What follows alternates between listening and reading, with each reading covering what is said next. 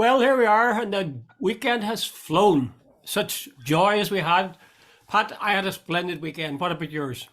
Very quiet, sort of busy, Jude. Actually, we were looking after our grandchildren for a wee while over the weekend, and so on. So that took up a good part of the day. And then yesterday, I do my column for that other thing. Hey, Jude, Well, Doctor Collins, Irish Mer, the right? Dilly Mir. Yes, Give yes. them a, give them as much publicity as you can. They might Hey, give you a raise. exactly. Doctor Collins, have you ever watched I'm a Celebrity? Get me out of here. Never, Right. never, never, Uh, never, never. Sorry. I watched it last night because I wanted to see I've never watched it, but I watched it for the first time last night. For that And chap. Jude, I got to admit, hey, there's a girl called Scarlett Johnson, Scarlett Douglas, and Hmm. she presents this program called A Place in the Sun. Uh-huh. It's a program that's on about people who want to buy holiday homes in Yeah, Spain and yeah. A Place in the Sun. Anyway, uh, uh, she was standing with Boy George, and one of the contestants, one of the guys whose shirts open to the waist, and he's the good looking guy against the hunk, as we'll call him. And anyway, Did you say Boy George was there as well? Boy George is on the show. I understand. He's Irish, you know. He's George O'Dowd. Hmm. But anyway, he was standing beside this guy, and Scarlett Douglas got off the boat or something, and Boy George turns around to your man and he says, that's the girl from A Place in the Sun. And your man goes, where is that? Now, Jude, if you sort of go, is this the level that the people are at? No, not as if A Place in the Sun is a town somewhere in England. Well, yeah, I suppose folks get their, the areas of interest. Like maybe it doesn't matter to that person whether they know what A Place in the Sun is or don't. But You know? God, I know. But remember, Jude, there's I don't know. There's a level of lack of education somewhere in the English or British system. Well, Remember, there's just not so much education is sort of general knowledge. yeah, general knowledge. Yeah, because I remember there was a woman called Jane Goody. She since died, God bless her. But she was sort of one of these celebrity people as well, and she made a fortune, by the way. But anyway, she one night she was on a quiz program. I've always remembered, and she says, "Name one of two British prime ministers, or name a female British prime minister." And she went, "I know this, I know this," and she couldn't answer it. Now this is the era of short. Now it had to be name a female British prime minister, and the only one then was Thatcher. Aye, But aye. Jude, and I thought to myself, if you're British and you don't know the name of the only female prime minister, what sort of education system or what system is there? Well, Pat, we had this discussion before, and the question would be, what does it add to her life to know what Thatcher's name is? Yeah, You can argue it from the point of view of general knowledge. We yeah, all should share some obvious facts like the name of prime ministers, etc. yeah. But you can argue the opposite and say, what's the point in knowing it? What good does it do her? Does it help her to think more clearly? Will it better her life? Not at all. Not at all. So for some, certainly for a lot of young people, things that adults would almost be appalled if they didn't know. For young people, they don't matter. They don't impinge But on hold their on, Jude. lives. I'll give you an unequivocal guarantee. If I walk down the street here in this wee village that I live in, that if I met 10 young people and I said, who was Mrs. Thatcher or who was Boris Johnson, I would give a guarantee that I'd probably get 100% Yeah. response, Yeah. British Prime Minister. But Not a problem. that's not my point, Pat. My point is, how important is it that they know, or does it matter if they know? And I Yeah, don't think actually in the end it matters. I know it pulses up short when somebody doesn't know there was a yeah, woman called Maggie Thatcher that was the Prime Minister of yeah. Great Britain. But Mm. at the same time, there's a logic to it. It doesn't. There's all sorts of things that they probably know that we don't know. And knowing Thatcher's No, Jude, I'm name not sure isn't about that. necessarily going to No, enhance their Jude, no. lives. There's some sort of brain deadness there that if you don't know, how do you have a conversation with somebody that doesn't even know that the first female prime minister was Margaret Well, Thatcher? if I was going to have a political discussion with her and she didn't know the name of the Thatcher, then that would be a difficulty. But by and Yeah. large, young people like that don't have political discussions. So it comes down to the question of what's worth learning, what's worth knowing. And I'm Yeah. not sure knowing. See, we used to learn off history. Oh, tell me about it. Dates, Yeah, when was the Spanish Armada? yeah. When was the Great War started? What are the reasons for the Great War? Now, those were all facts. For some people, they might be very important. For us, they meant nothing. and they No, still mean nothing. no. So Jude, you I have can't that. remember a date other than 1916 or Uh, 1920, yeah. the Civil War. Other than that, Yeah, I Jude, mean, I these can things remember are nothing. relevant to you because it's Yeah, your own country and so on. yeah. But I mean, we learnt all about how many wives Henry VIII or Henry VIII had, It's, things like that. It didn't. Well, why would we bother? I suppose you could say it's good to have some knowledge of other countries, but there's an awful lot of stuff, Pat. I think that kids are forced to learn in school, and that's why many of them don't like school. They like being with uh, their mates, but they hate school because it's bloody yeah, boring. Bloody boring. It's uh, very hard to learn stuff. Do you not find this yourself in your school? Really absolutely, hard to Jude. learn stuff you're not interested in. Judy, well, my wife claims I've got a problem with things like that. Anyway, Judy, if Aye, I, she says I have the horrifying. best. She says I've got the best tuning out mechanism she's ever come across. She says when I'm not interested in someone, she says somebody can ask you 10 minutes later, and she says I couldn't repeat a word of it because I've just tuned out. And there's an element of truth in that, Jude. She Like also said, Pat, I think you told me one time, she also said that people could see it in your face when you weren't interested. she does. She says I'm actually bad mannered. She says you can see you going, oh shit, when's this person going to end? But anyway, that's the way it goes. Hey, Dr. Aye, Collins, one thing I want to change the subject to is right, because I'm right. getting mine first today. Okay, That COP27 started right. and Sharm el Sheikh in Egypt yesterday, I believe. And Yeah. Jude, I'm throwing this at you because I had a conversation with a guy last week, and he had a great tan. That's what drew my attention to it. Yeah. And I says, "Were you away somewhere?" He says, "Yeah, I was in Spain there." He says, "A week or so ago." And I said, "Geez, I sort of made the comment. Well, he didn't. I was thinking you didn't get that up street in Derry somewhere." Mm, He mm. says, "No, I was out there." And he says, "Hey, geez, Pat, it was lovely." He says, "On certain days, it was nearly hitting 30." And I was going, "What?" On late October, what do you call it, in Spain, on the continent of Europe, it's hitting nearly 30. And then it just happened for some reason. Look it up. Apparently, the last 8 years have been the warmest 8 years since human records began, Mm. or humans stock taking of weather, whatever way you want to put it. And I think it was 2020 has been the warmest year ever. Mm. There's all sorts of evidence of things going. So the thought occurred to me: is what's happening now, COP27, way too little and way too late? Well, some people are saying it is too late, but I suspect that it isn't too late. But the question is, will people actually do something about it? If they don't, Pat, I mean, I really mean this. If countries and even individuals don't do everything possible to keep the temperature down, to take measures that'll, allow the system as it stands to be as near as possible livable, Mm. then, you know, I was going to say future generations will curse us. Of course they Yeah, will, but there hardly will be future generations. I mean, imagine the magic, the absolute miraculous magic of the planet yeah, Earth, and we're going to screw it up. I'm tempted to say we're going to be the first generation to fuck it up. yeah, Nobody would be able to live in it. And yeah, we say, well, I want to turn up my heat. I get cold at night, or I want a yeah, bag of turf. I don't care what anybody says. I just think we really are just caretakers of the planet. And it yeah. really is shameful. It is beyond shameful that we would not do everything, even at an individual level, to Mm. stop what appears to be coming down the line.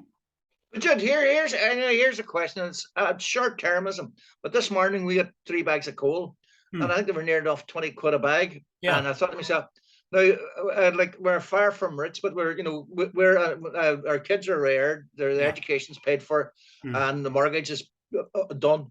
We're in that nice position that we don't have to worry. But Yes, if I certainly. was a young parent, like, and we were in the situation not all that long ago, Hmm. with a big mortgage, with kids who sort of facing university, somebody going to tell me if a farmer down the road says, "Hey, Pat, here, I'll give you 20 or 30 bags of turf," and that I'm going to think about the environment?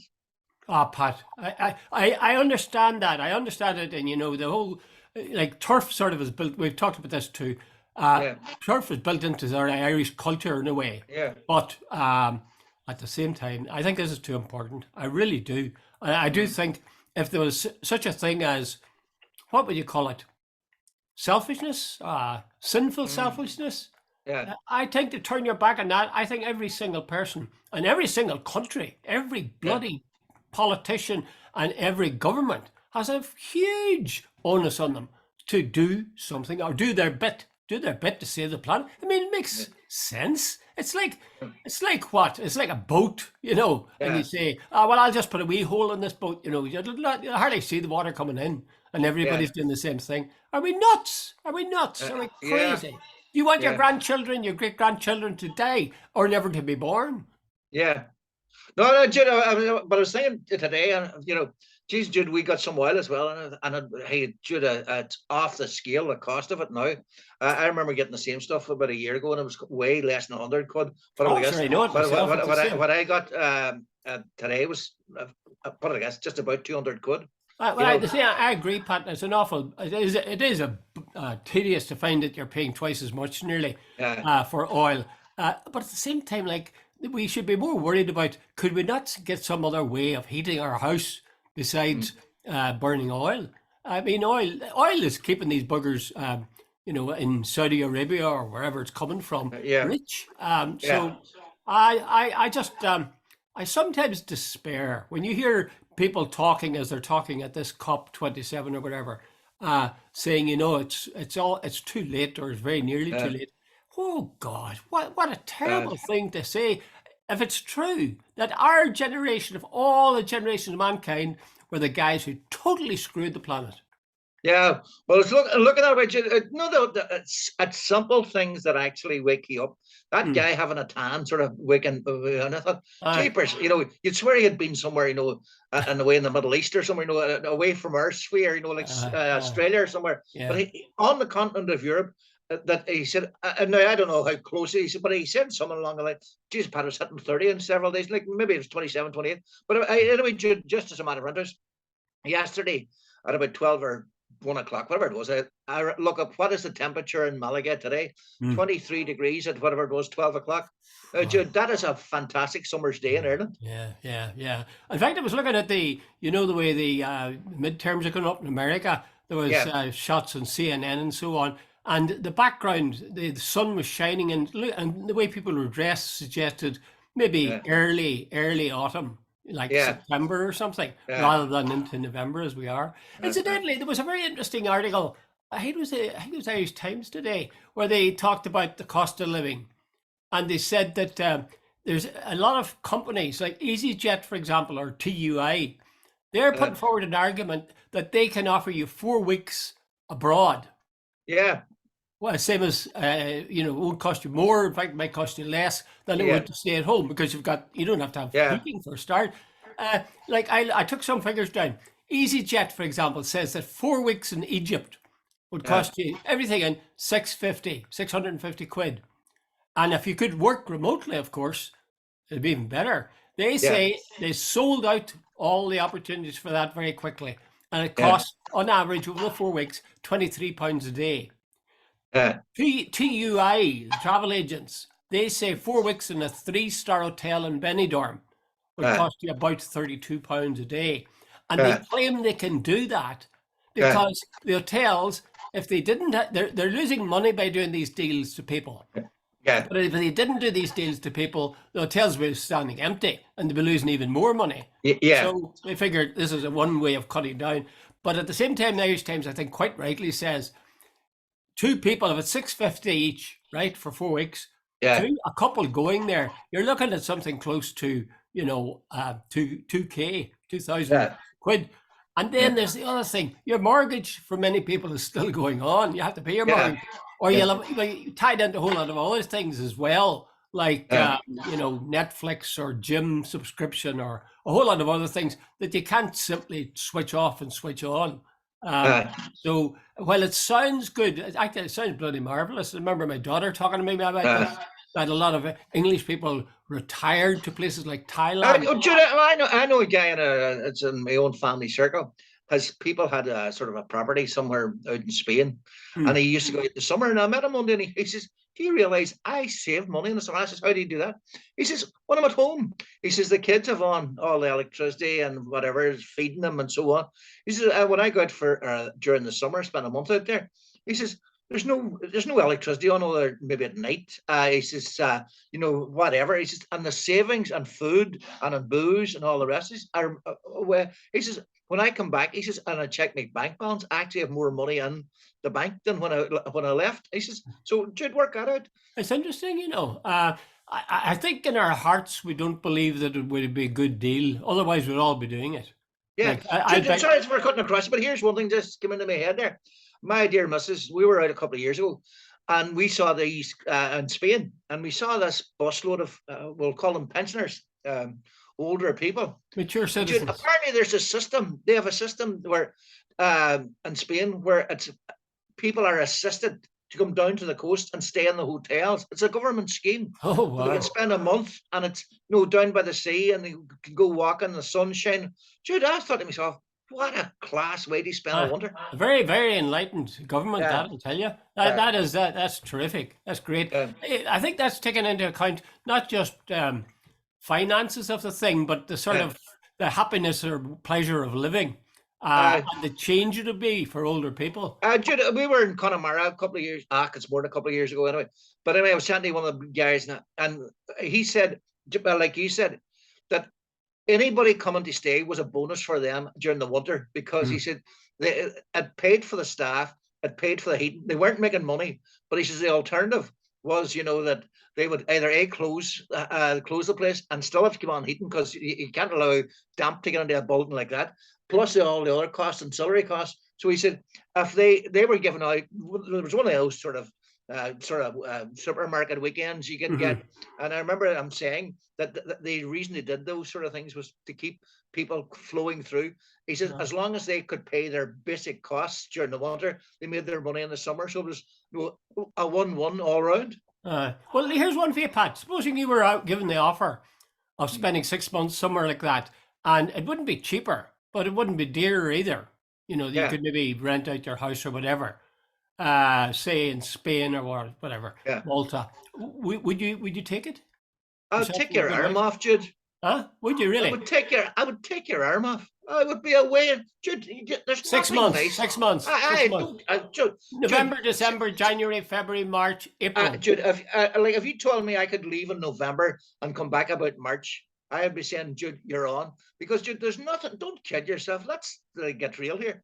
On January 5th, and there's ice and snow maybe on the ground in Donegal. It's freezing. It's grey. It's dark at 4 o'clock. Well, what about the warmth? I was about to use a rude word. Who that wants that, or who enjoys that? But what about the people? The people of Donegal are warm-hearted and good, and you wouldn't have them there. They can send me an email. I tell you, I heard something. I think it was on BBC Radio Ulster, perhaps Radio Olu, and they were talking about nurses that are trained here, and a lot of them, when they finish training, clear off to Australia. Jude, I heard working conditions are so much better. Jude, on Saturday, somebody, I think my dear missus again, read out something. I think she read it somewhere in either on one of the papers or social media, that nearly a full class of nurses who qualified in Ireland there last year, about someone, I'm making this figure up, about 90% of them have buggered off, mainly to Australia. Yeah. But by the way, there's another thing. There's an Australian recruitment firm coming to Donegal. I think it's next month. Wow. An Australian recruitment firm come to Australia. They're coming all the way to Donegal, so it must be worth their while. Oh yeah. I remember the time when I went to Canada first. They were doing the same thing in terms of teachers.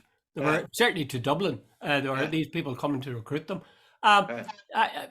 Speaking from my own experience, I think the fact that these nurses are going off to Australia and New Zealand is wonderful. It'll be a wonderful experience. They'll be working with in a what would you call atmosphere of respect and decent pay and so on, and it'll be wonderful and new for them and an enriching experience. The only catch in it all is it changes you, and you start worrying then, where should I live my life? Should I live it here where all this stuff is, or is there a part of my heart that really belongs back home? Dude, are you talking about yourself by any chance there? Yes, I am. Yeah, I am. I was serious. I mean, we had a house bought and everything. you just it was a real cliffhanger in terms of which way Yeah. we're going to go. Oh, Judge, you're not alone. I've met numerous people. I knew these old American couple. The wife wanted to come back, and the husband didn't.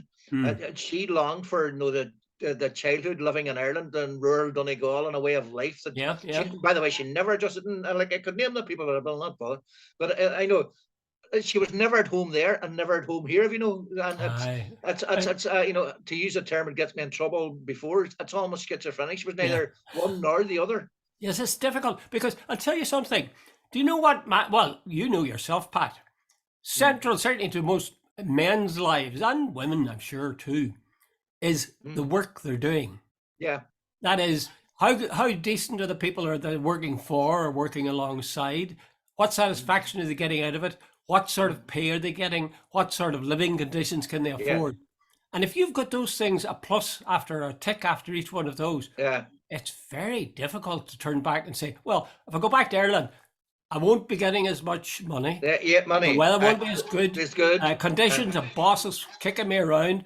I mightn't Yeah. even get a job. There's so many things that make Yeah. people say, well, I should stay here, Yeah. Judy, there's something about getting up in the morning and the sun's shining, and and it's nice and warm, and you're not scraping ice off your windscreen.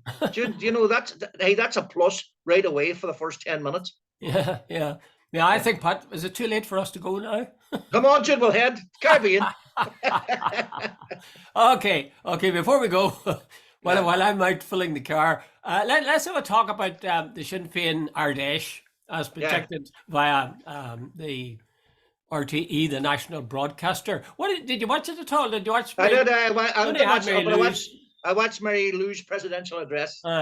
It was online, mind you, the whole thing. Actually, you wanted to, but I didn't watch. No, I didn't get that much involved. No, It was a good part of Saturday. But what did you think? What do you think of her speech and the audience and so on? Jude, let me two or three observations, because I wrote about it in my column in the Daily Mirror, which will be out tomorrow for anybody's interested. But here's the thing, Jude.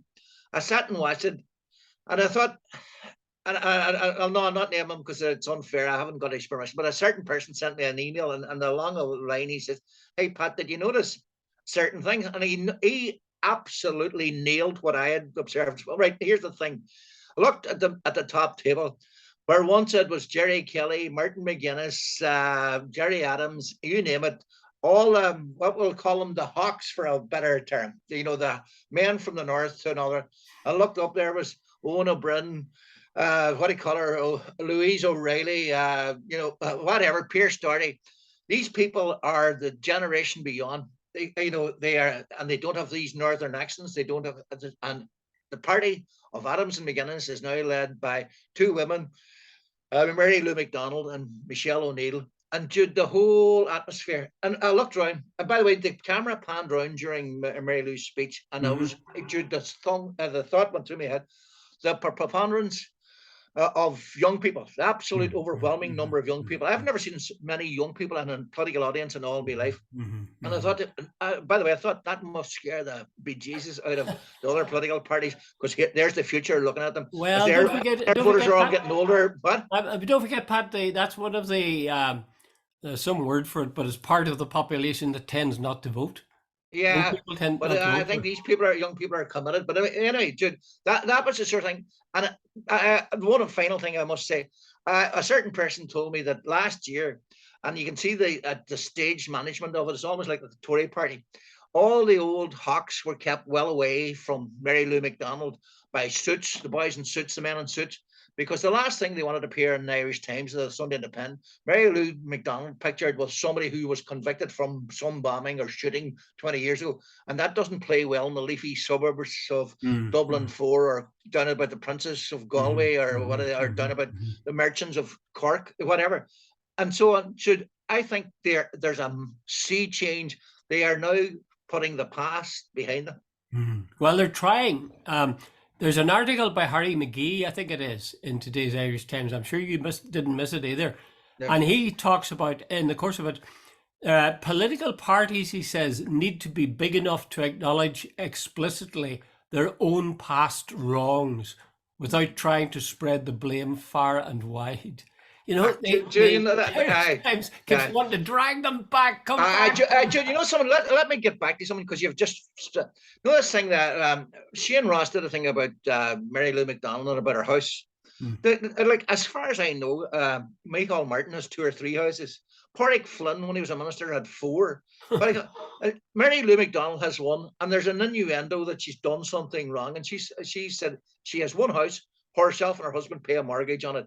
You know, you can keep, like, as one of my sons said, if the only way RTE presenters can win an argument with Sinn Féin is mention something that happened almost 40 years ago. He says, Jesus, you know, and by the way, he's a young guy. He's 35. That's before he was born. He says it's pretty pathetic. And no wonder, Jude, you know, if every time Sean Lamass or what he'd come, Frank Aiken come into a studio, they brought up the 1920s, yeah. They would have told him to bugger off.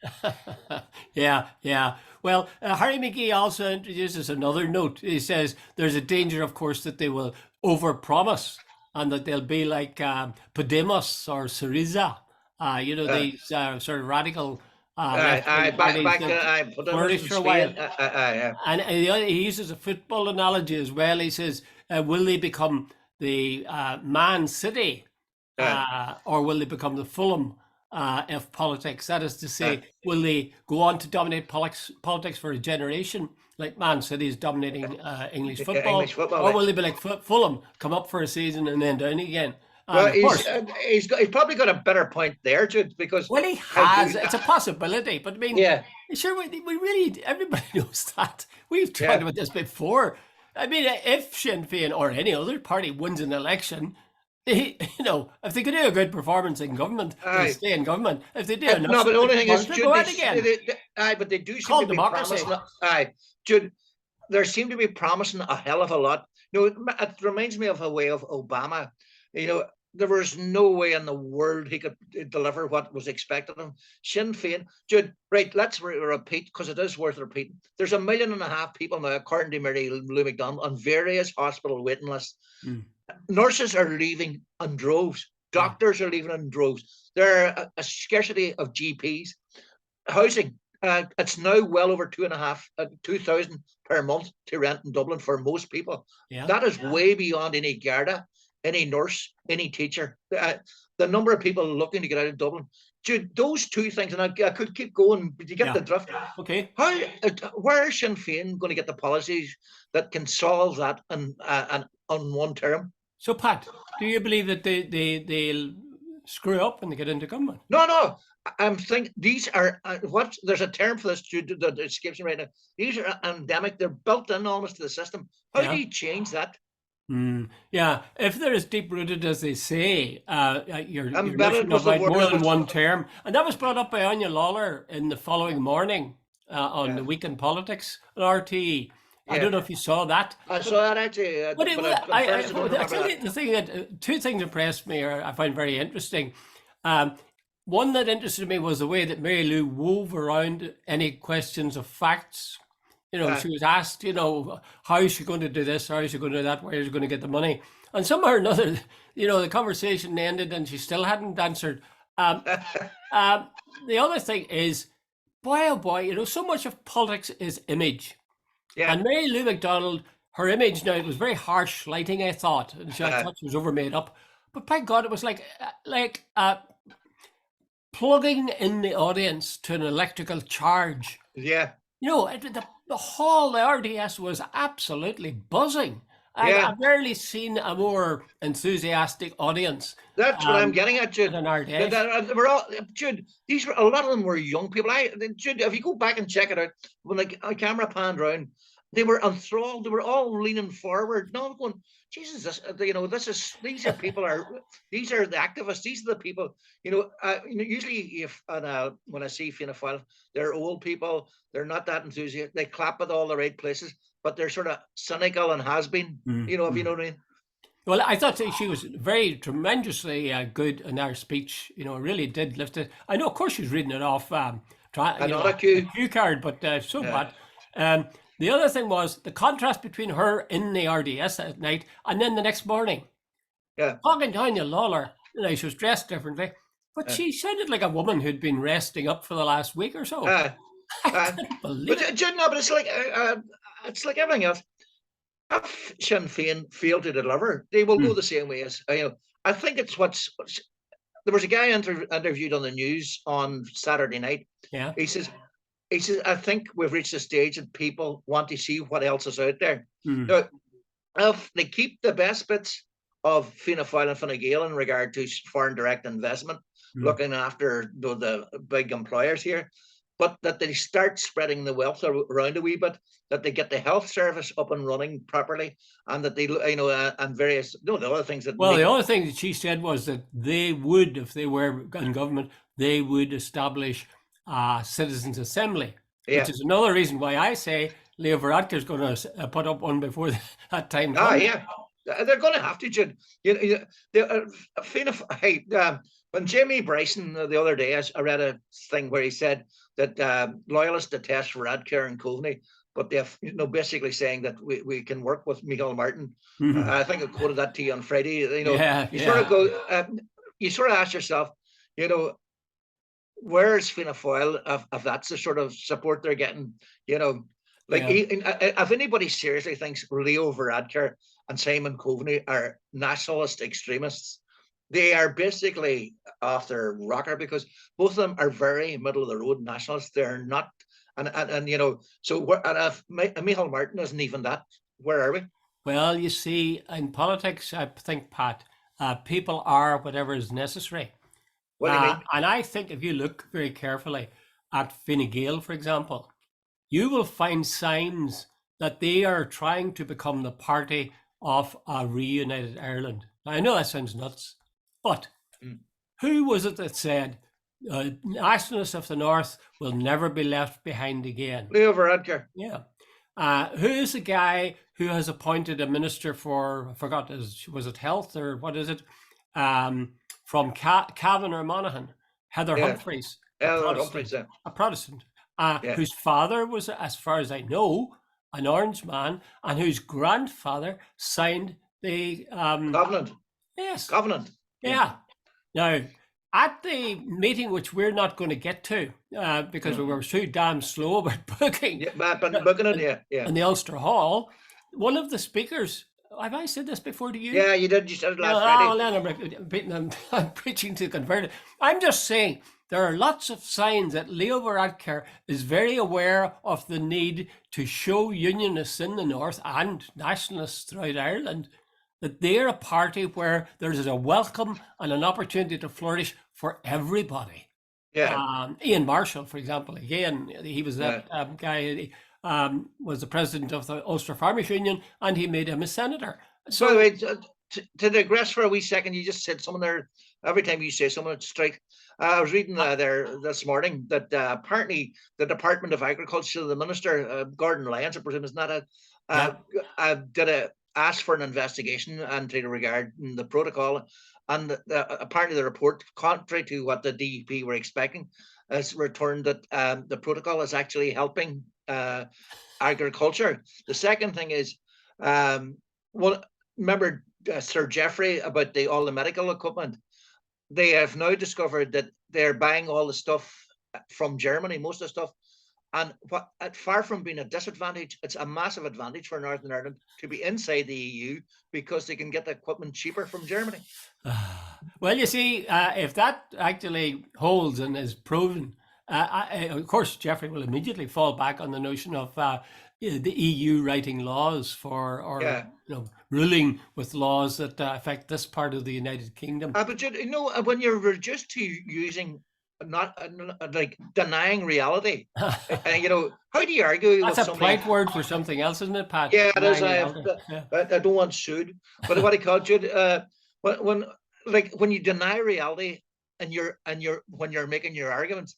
It's like trying to deal with Trump people who said, no, we weren't responsible for the attack on the Capitol building on July or January 6th. That was a false flag organized by the Democrats. And you're going, Jesus, give us a break, That's a very nice segue into what we have another, less than 3 minutes now to talk about, and that's the midterms. I was reading up on this, and you probably have read it too, that 92% of Republicans, it says, see the economy as being very important, but only 65% of Democrats. Yeah. 80% of Democrats see the future of democracy as Uh, mattering very much. And then 79% healthcare, 75% abortion. This came as something of a shock to me that 92% of Republicans would see the economy as something very important. I would have thought that 92% of them might have seen the reversal of Roe and Wade as being important, or might have taken the stealing of the election, as they would claim, from Donald Trump as being important. Am I missing something, or is that the way? No, Jude, I think America, I don't know whether you can blame it on Fox News, social media, the education system or someone, but there's every time I talk about this, I always come back to the wee man I met walking on the beach and outside Killybegs. He was an American who had actually worked for Jimmy Carter. Yeah. And he says, he says, I always work on the basis that there's 15 to 20% of the people in my country sort of bigoted and ignorant. He says, what I had never factored in was that about 45% of them were bigoted and ignorant. Jude, there are certain people in America, no matter what, like Jude, Donald Trump has done deals with very shady characters, seems to support Russia and a hell of a lot of things, has got finance from Russian banks, has a very strange sort of denying totally that he's lost an election, tried to overrule, told one governor to find 11,000 votes for him and all the rest. Dude, and his supporters, of course, attacked the Capitol building on January 6th.